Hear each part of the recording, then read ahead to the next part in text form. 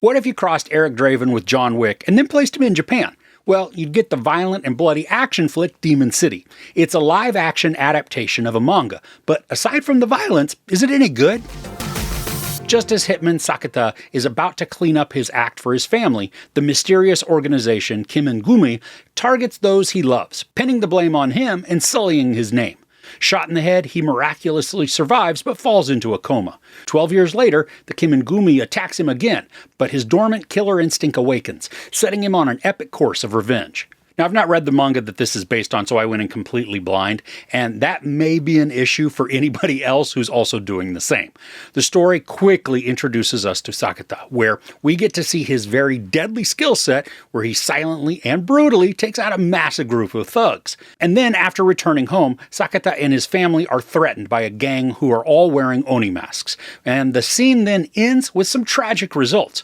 Then we flash forward 12 years, and we meet Sakata again. Now he's coming out of a medical prison in an almost comatose state. Now, through this show, we hear about a demon who comes back to life in the city every 50 years. I'm going to tell you right now, if you're hoping to see some physical manifestation of this demonic presence, or if you're looking for some wild and crazy CGI, you're not going to find it here. We don't ever see an actual demon. After Sakata is released from prison and regains some of his physicality and wherewithal, he performs like somebody who is otherworldly. I mean, the dude receives wounds that should be fatal, but he proceeds on. Now, from an action standpoint, this is a huge bonus for the storytelling. Because Sakata is kind of like Eric Draven, consistently getting wounded but never going down, he's able to take on squads of baddies, showcasing martial arts, hand-to-hand close-quarter battles, and some awesome knife and gunfights. And these are visually enhanced then by an extreme amount of blood spurt and gore. And the way these fights are filmed, it also creates a lot of energy and excitement. I mean, most of the sequences are longer takes, allowing the camera to swing around the subjects to capture the blows rather than just a whole bunch of quick cuts.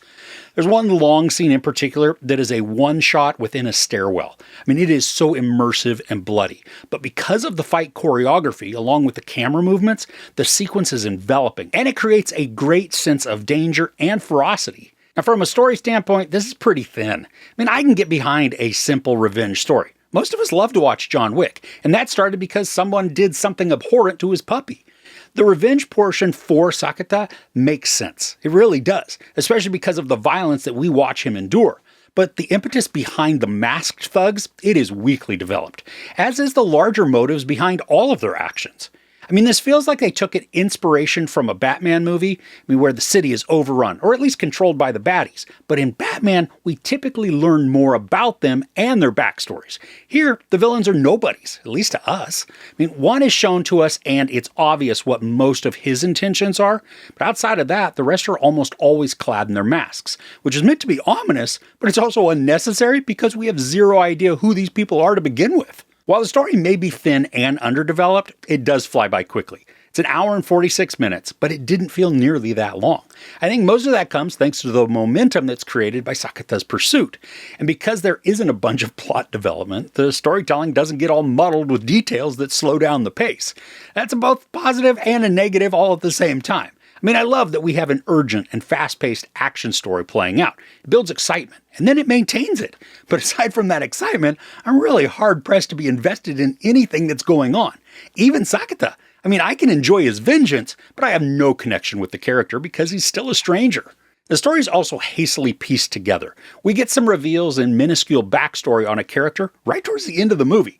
And while it may have been included to add some mystique, maybe even vileness to this character, it's too little too late for this, and then it's very forced. Plus, it didn't add anything to the storytelling. And again, because I haven't read the manga, I don't know what else was included in the source material that's been omitted here. It feels, though, as though the movie would have been better executed as like a limited series, so that the arcs were built to expand on characters and the entire lore. Outside of the very brief mentions of a demon, I couldn't figure out why this was called Demon City. I mean, even as a metaphor, we aren't privy to the inner workings of the forces working behind the scenes. Is this similar to the Yakuza, where it's an organized crime sort of control, or is this some cult that is hoping to draw upon supernatural beings to help them succeed in their goals? I mean, I honestly don't know, because the narrative doesn't divulge any of that info. So if you're looking for an action-packed, bloody tale of revenge, this will highly satisfy. The fight choreography is stunning and is enhanced by gory brutality. But if you're going into this movie because you want a moving and emotional story that's also filled with excitement, you'll only get the second half of that.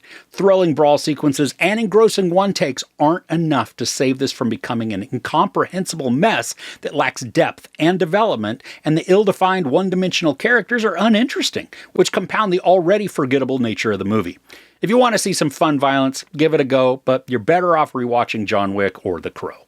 There's no sex or nudity, some profanity, and almost non-stop violence. I give Demon City 2 out of 5 couches. So have you seen any awesome action movies lately? I would love to hear about them in the comments below. If you enjoyed this review, please give it a like. Also, don't forget to share and subscribe. I'm Chris. This is Movies and Munchies. Thanks for couching with me.